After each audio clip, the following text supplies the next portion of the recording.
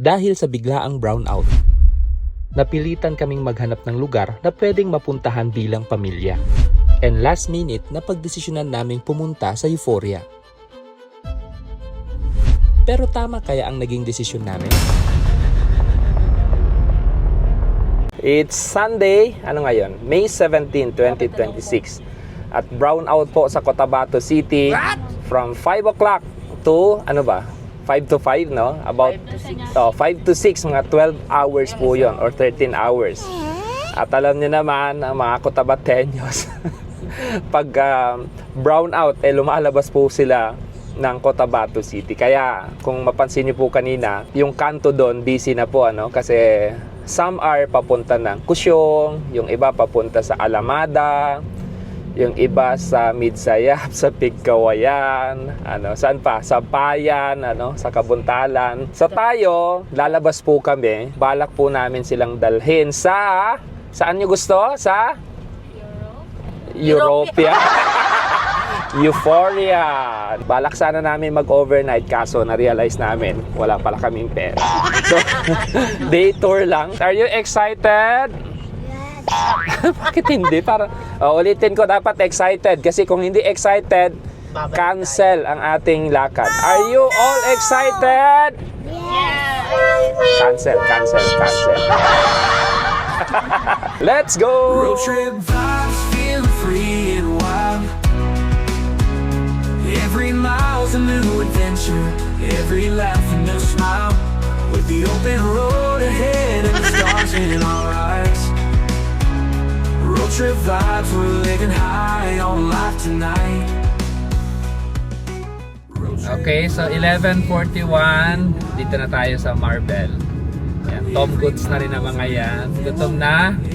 Yeah. Okay, so let's have lunch sa may BJ's. No? Paborito po namin kainan dito sa Coronadal City.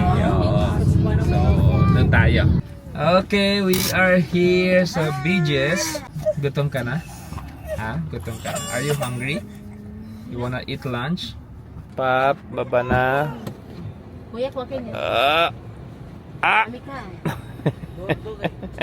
So ito po yung specialty nila dito. Their lechon manok. Yan. Yan. Yan si Arwa na nagbe-behave ngayon. Daddy girl. Daddy girl. Hi Daddy girl. Yan si Baby Ed. Yan si Pap. Hi ka Pap. Yan si Ate Sam. Wael na hindi natulog kagabi. Si Kuya. Si Ikra.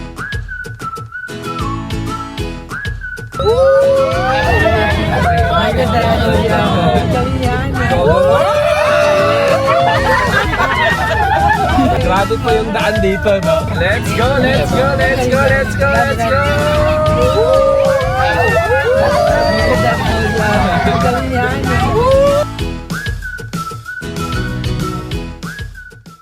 Yan, dito na po tayo. At napakadaming tao pala. Ang daming tao. Grabe. Tingnan nyo gaano kadami itong mga sasakyan na nandito. Okay. Sige, hanap tayo ng parking. Baba na, baba na. We arrived safely, alhamdulillah. Dito po, no, bago yung entrance, meron po mga nagbebenta dito ng mga fresh veggies. Meron din mga prutas. Tapos meron po ditong cart ng, JM Shawarma. Tapos ito yung entrance. At naririnig ko si Arwa ay medyo umiiyak, nagwawala. Ano yan? Gusto niyang pumasok na agad. Wait lang. Kayo? Oo.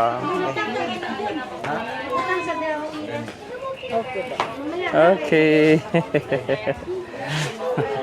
Ayan na, so, no, thank you sa mga guard. At pinauna na tayo, no, with Arwa kasi ayaw po nito naghihintay, no? So, nainip na, kaya nauna na tayo. Ayan, Arwa. Ayan, no. Ayan. Hello. Yun. No, yung weather po dito, hindi siya ganun kalamig, pero hindi mainit, ano. Saktong-sakto lang. And the place is, eto, tingnan niyo po itong view ko dito na pagpasok. Look at this.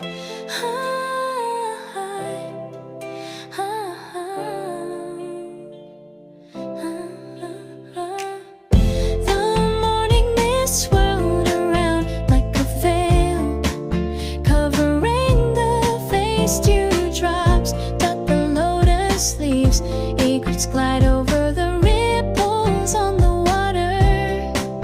Oh, it reflects the scene of the sky blue, waiting for the misty rain.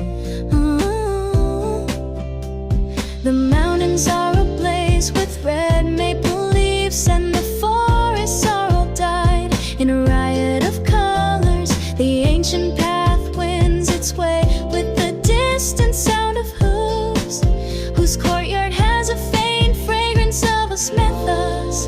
The fireflies under the moonlight illuminated the past. The scenery is like a poem that... Tapos may pasalubong center po sa may side. Ay, happy ka? Are you happy? Ayan. Oh, look at this. Oh, tingnan mo. Wow. Marami na rin bisita. Yeah.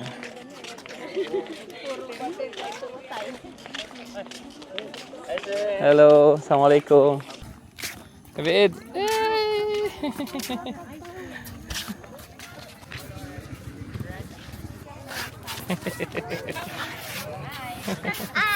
Hello. Malawak po yung lugar at relaxing, ano, yung vibes. Tsaka yung outstanding talaga dito is yung view, no? Yan, no? Yung mga bundok po na yan. Tapos, no, marami po silang tanim. Yan. Eto, iikutin muna namin. Tapos mamaya, ipapatry namin sa Kidos yung different rides dito. Dito po yung bilihan ng tickets.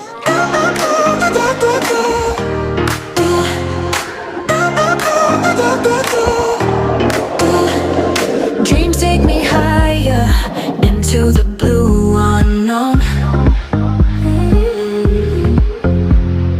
Feel the fire burning, heart made of stone.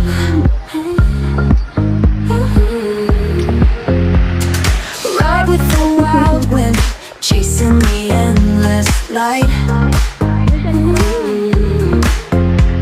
Stars in the black night fuse to ignite. Passion for adventure, living without a rhyme. Crossing the mountains high, playing with time.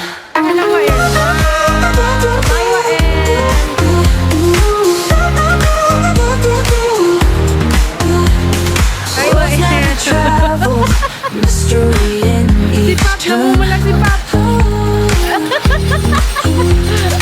Lessons unravel, feel the yearning burn. Ganda po ng kainan nila dito. Overlooking po yan. Ang ganda po ng background nila. Yeah. Wow. Arwa ay nagwawala na. Meron siyang mga trip gawin na hindi naman po pwede. Like gusto niyang tumakbo-takbo dyan sa bundok, pero hindi naman po pwede. But we have to bear with her. Kasi ganun talaga sila. No, hindi naman po pwedeng iwan natin. We have to expose her din. Ano? At saka para ma-enjoy niya rin. Ito mga nai-enjoy ng mga kapatid niya. Baby girl, okay ka. Baby girl.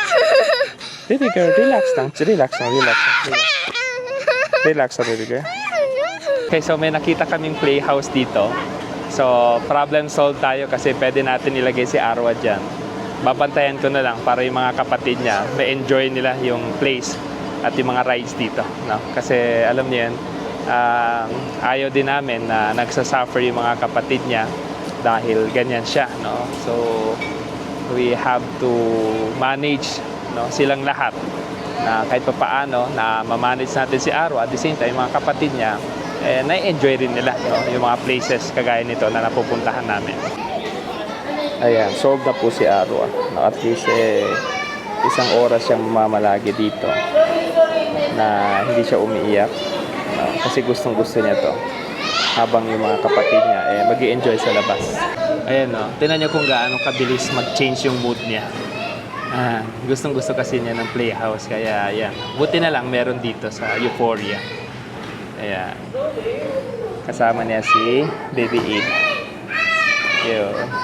At ako ay magbabantay dito ng isang oras, okay, habang si Mrs. at saka yung mga kapatid mag-i-enjoy po sila sa labas. Lahat ng pamilya ay may kanya-kanyang kwento, kanya-kanyang hamon at mga laban sa buhay.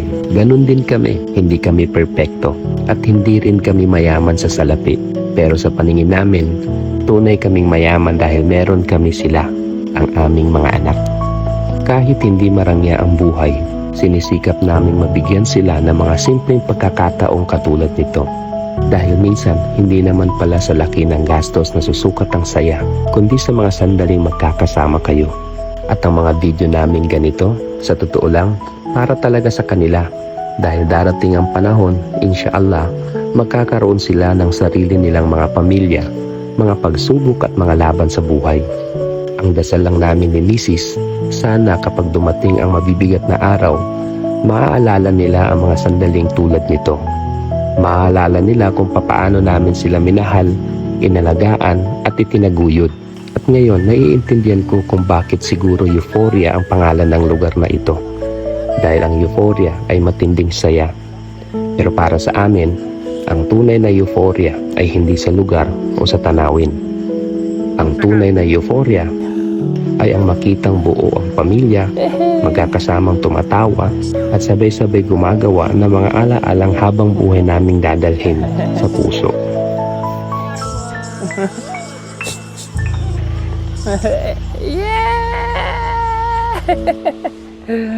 Okay, so pauwi na po tayo. Yun lang yun. Mabilis lang naman, no? I think mga 2 hours, no? Or more than, no? 2.5 hours.